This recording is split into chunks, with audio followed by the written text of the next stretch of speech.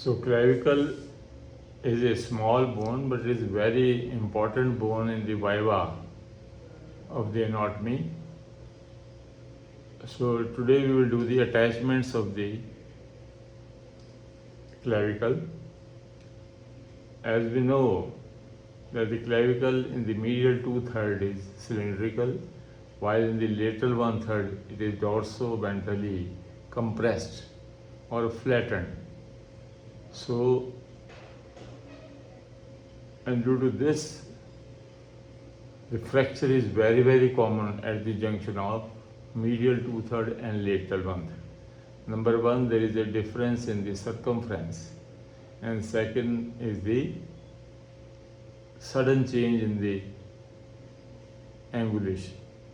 So wherever there is a sudden change, so it is turning already. So this turning point is called the angle, and it lies at the junction of the medial 2/3 and lateral 1/3. So this becomes a weak point and fracture occurs here. Now the clavicle is attached medially to the sternum to form the sternoclavicular joint, and laterally it is flattened and convex. In the medial 2/3 is convex forward, while in the lateral 1/3 it is concave forward. So this gives the angulation, and this is the most common fracture occurs at this point. So you should know about the fracture of the clavicle also, that at which point it is fractured. Secondly, the fracture of the clavicle is painless because its medial and lateral ends, they are so fixed that there is a very little displacement. Only when you put your hand over here, then you will feel some discontinuity and the fracture. But it is also painful in some condition. So it is painful in a condition when the intermediate branch of the supraclavicular nerve, which is the one of the nerve of the posterior triangle, it has got medial, intermediate, and the lateral branch. Now the intermediate branch usually passes, all three branches, medial, intermediate and lateral branches, passes above the clavicle and supply the upper part of the skin of the chest. But sometime in some individuals, the intermediate branch passes through the clavicle and then it supplies the skin over the thorax.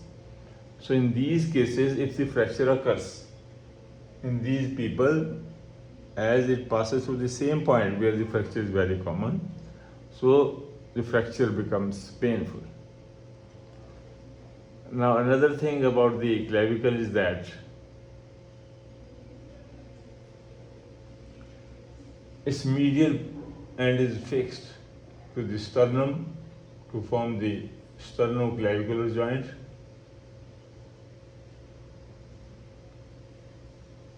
At the same, posteriorly there is a facet on the manubrium sterni for the first rib also.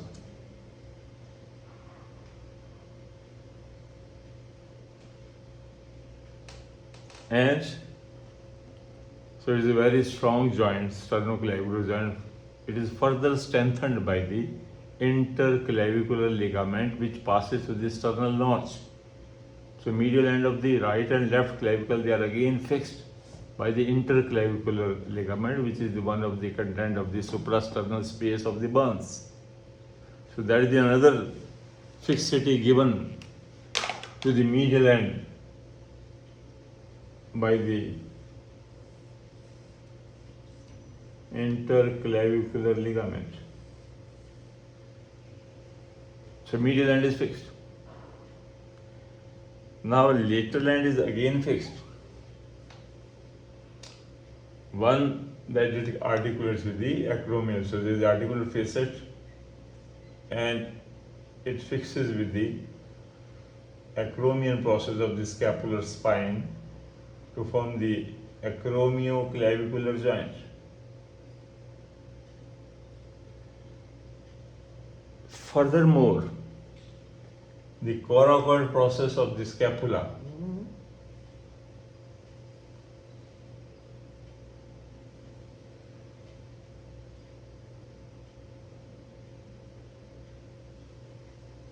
is again form a joint with the inferior lateral surface of the clavicle with the help of a ligament that is called the coracoclavicular ligament.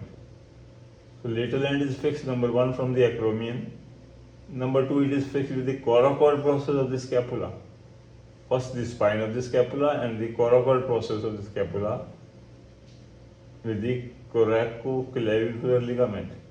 And this coracoclavicular ligament has got the two parts, the conoid part and the trapezoid part. So because of the shape of the trapezoid and a conical, so it is called the conoid and the trapezoid parts. If you see the inferior surface of the clavicle, you will find there is a cone-like, ice cream cone-like projection at the junction of the medial 2/3 and lateral 1/3. So this is called the conoid part. And just if you look closely, lateral to this, there is a trapezium-like, small trapezium is formed here. So this trapezium is called the trapezoid part. And here lies the trapezoid part of the coracoclavicular. So again, the lateral end is very much fixed. And medial end is also fixed. Now the middle part of the clavicle is also fixed with the help of a muscle that is called the subclavius.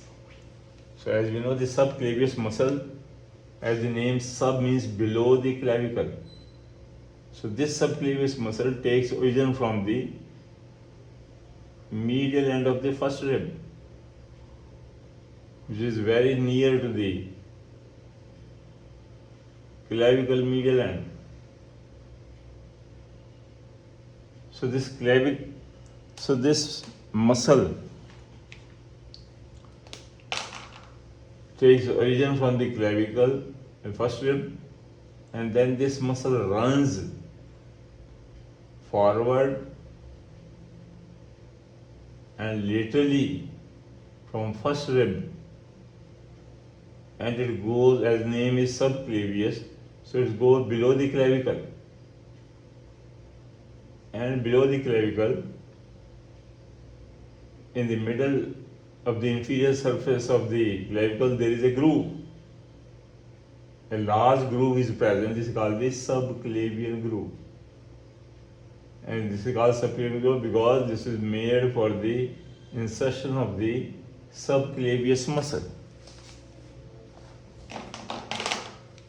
So if you see the inferior surface, there is a very large groove is present. This is called the subclavius groove for the insertion of the subclavius muscle. So in this way we see that the clavicle bone is fixed at the medial end, middle and the lateral one. That's why whenever there is a fracture, little displacement is there and there is no pain. Only pain when the intermediate branch of the supraclavicular nerve passes through this. So this is how we do the specialties of the collarbone, that is called the clavicle. Now come the muscle attachment. Now from its anterior part, the pectoralis major muscle takes origin. But how much, that you have to remember. Only medial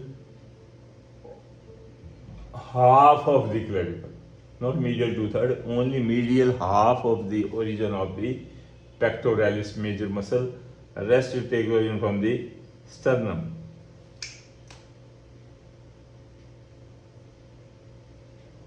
So remember, not medial 2/3, medial half of the clavicle. It takes origin, then it goes for the insertion to the lateral lip of the bicipital groove. So this is the origin of the pectoralis major from the medial half. And deltoid muscle, anterior fibers of the deltoid, they take origin from the lateral 1/3 of the clavicle. Lateral 1/3. And they go for the deltoid tuberosity for the insertion. So deltoid muscle taking. And this middle 1/3 is left. Not 1/3, but less than 1/3 of the middle part is left. So there is a gap between the anterior border of the deltoid and the upper border of the pectoralis major muscle. So actually this gap is filled by the clavipectoral fascia. So clavipectoral fascia lies below this. Because the Catholic vein lies in the deltopectoral groove. So deltopectoral groove is present between the anterior border of the deltoid muscle and the pectoralis major. And in this deltopectoral groove lies the Catholic vein. So this Catholic vein lies in the deltopectoral groove and it is a superficial vein. It has to open into the deep vein, and deep vein lies below the clavipectoral fascia, that it lies below the clavipectoral fascia, that is called the axillary vein.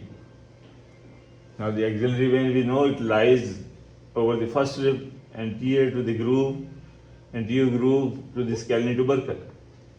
So this subclavian vein is converted into the axillary vein or the outer border of the first rib. Then this vein passes in the clavicle and then passes below the clavicle, and then it enters the axilla here. So this Catholic vein opens into the axillary vein. But as this axillary vein is a deep vein covered by the clavipectoral fascia, so it has to pierce the clavipectoral fascia, then it opens into the axilla. And this is the region. There is no muscle present in between the two. And because of no muscle is present, so vein can easily dip down. So if the pectoralis major might have taken origin from the anterior 2/3, then how the Catholic vein has to go pierce the muscle, then it will go into the axillary vein. And when the muscle will contract, the Catholic vein will be squeezed and no venous drainage might have been possible. So this is the reason the God has made only the pectoralis major origin from the medial half, not medial 2/3. If there would have medial 2/3, it would have meet with the anterior border of the deltoid origin. And there would have been no space left for the Catholic vein to dip down, because it has to be surrounded by the muscle fibers. So this is the reason pectoralis major takes origin from the medial half of the clavicle. Another thing about the deltopectoral groove is that this deltopectoral groove is very much clinically important in the peripheral circulatory failure. So whenever a patient of the peripheral circulatory failure comes, all the veins of the human body, they are collapsed. They are not visible. And intravenous infusion or fluid is the need of the hour. We have to save the patient. We have to give the running infusions fluids to the patient. So no veins are visible, but this deltopectoral groove becomes life-saving, because this deltopectoral groove can be easily palpated even after in the patient of coma or in the PCF, because this is the muscle. So we can easily palpate the superior border of the pectoralis major and the anterior border of the deltoid muscle. This is called the deltopectoral groove, and this is the rule that the cephalic vein lies in this groove. So blindly we will make the blind prick here with the infusion needle, cannula, and blood comes, even in the comatose patient. So that is the clinical importance of the deltopectoral groove, which is this life-saving groove, because this is the anatomy that cephalic vein always lies in it with the deltoid branch of the deltothoracoacromial artery also accompanies here. So this is the reason why.